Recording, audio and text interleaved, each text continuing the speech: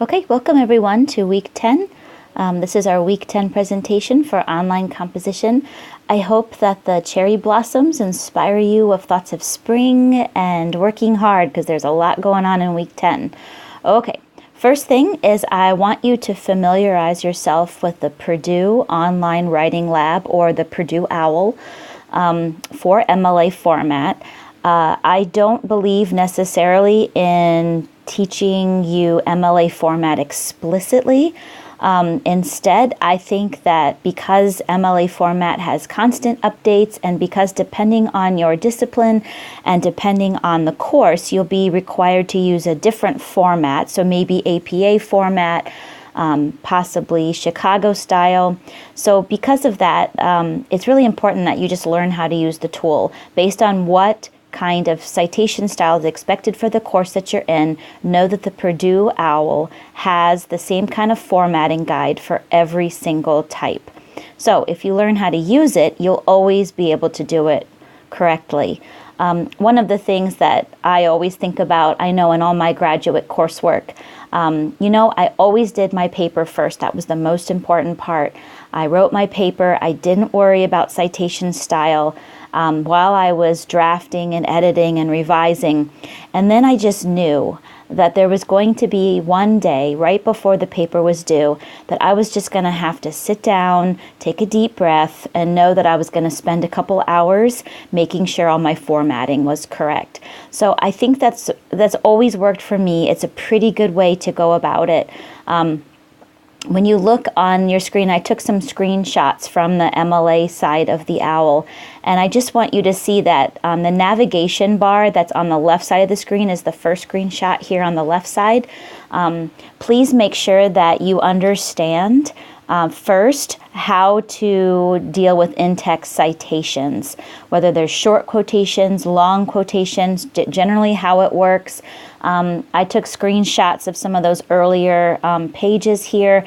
Make sure you know the rules. So I would look at those. You can these are big enough that you can read them here, but look over them. And then you can see that on the navigation, it talks about the works cited page, the basic format, books, periodicals, electronic sources, other common sources. You're going to need to just know what kind of source you have and do your best. Look and try to match it up with the best source that they give you an example of. So again, learn to use your tools. Use the OWL.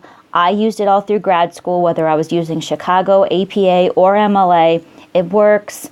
It can be frustrating, but just know that you've got to figure it out. Use your tools. You can let me know if you have any questions. I'm always available to help you.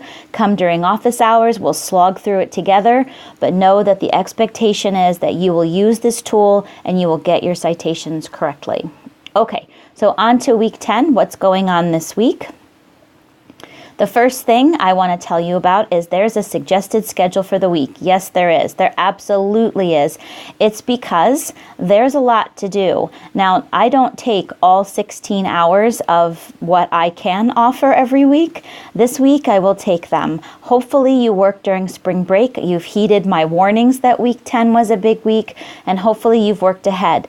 If you haven't, it's okay. The schedule assumes that you didn't. So, there you go. Use the schedule, get started, know that everything's broken into 2-hour chunks.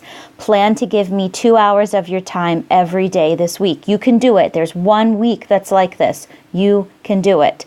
You're going to get through this week. You're going to work hard.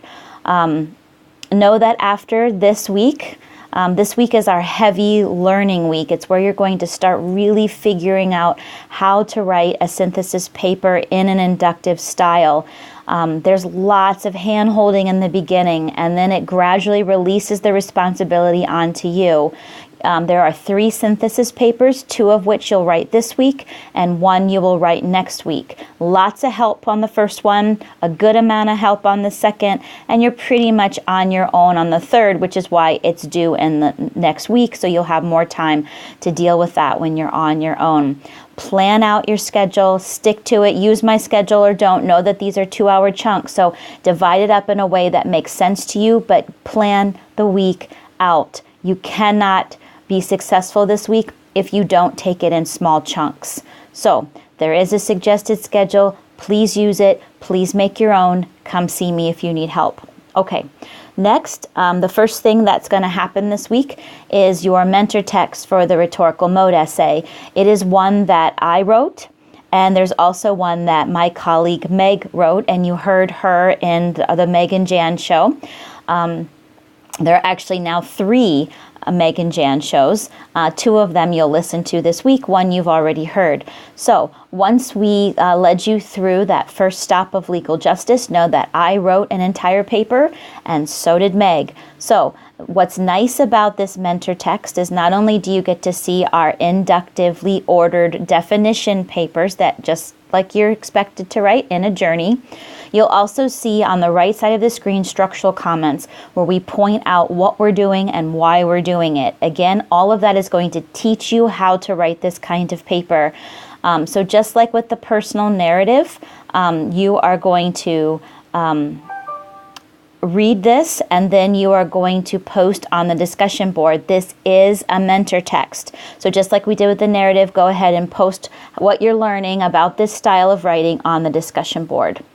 Okay, next, the next thing that you have to work on is your open research choices presentation. This was assigned a few weeks ago. I hope you've already done it. If not, get it done. It's actually quite easy. You are just presenting in VoiceThread all of your open research text choices. So those 6 different texts that you chose, one for each justice type, here's where you will present them. Know that the instruction sheet is very prescriptive. It tells you what to do on each slide. Just follow the directions. Now the screenshot here of the different groups, know that I've shuffled groups around and the groups are correct in D2L. There are some people that aren't in our course anymore, and so because of that, I have adjusted the groups so that everyone has a group where everyone will be working hard. Okay, so know that the groups on this slide are different from the ones that are on D2L. So get your choices presentation complete. Next is you are going to work on your green sheets. Again, these were assigned early. Hopefully you've done them. If not, you have green sheets due for commutative, distributive, social, and procedural justice. There's an instruction sheet that leads you through exactly, step by step, what you're supposed to do. It tells you how to do it, and then there's an assignment folder to upload your green sheets when you're done. Next is your first of the 3 synthesis papers. So this one is synthesizing commutative and distributive justice. There is a video. Meg and I spent our spring break at the TV studio on campus recording videos for you. So you're going to listen to the video. It's the Meg and Jan Show 2. And then after you're done with that, know that there is a worksheet that you'll use in conjunction with the video. It cannot stand alone. It's not meant to. It's meant to follow along with the video, so make sure that you have that printed. Once you're done listening to the video and using the worksheet, you should have enough information to go ahead and, using your green sheets, write your first synthesis paper. Get it done early. Don't wait till Friday because you have another one to do. So, and that's what we're going to talk about next. Your second of the 3 synthesis papers is social and procedural justice. Again, there's the Meg and Jan Show Part 3. This one's shorter. I think the Meg and Jan Show 2 is 40 minutes. This one is 20 minutes. It's shorter. We're not helping you as much. So again, the worksheet that goes along with the video does not stand alone. You can't avoid the videos. I think I've told you that before. Really mean it. You can't avoid us. You've got to watch those videos. We're going to help you so much in those. You can't skip them. And the worksheet really doesn't make sense without the video. So follow along with the video, do the worksheet, write the synthesis paper. So again, you have 2 synthesis papers this week. This is the second one on social and procedural justice. And then if you in all your spare time, if you have extra time, you are going to work on your green sheets for retributive and restorative justice. These were assigned a couple weeks ago, so hopefully you've been working ahead and they're done, and then they're done and you're ready for next week. Okay, so when I thought of this week, I thought of the Aesop's fable, The Tortoise and the Hare. I was just thinking, honestly, you need to work slow and steady this week. You've got to.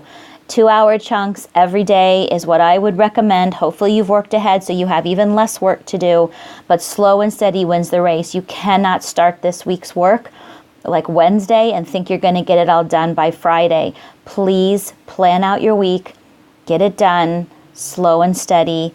Come see me and get help if you need it. I hope you have a great week. This is our big week of learning. I don't know if you remember in the personal narrative, that big week where there was lots to think about was week 3. This week, this is our big week of content and for week 10. And then know that after this, things slow down a lot. There's lots of time to write.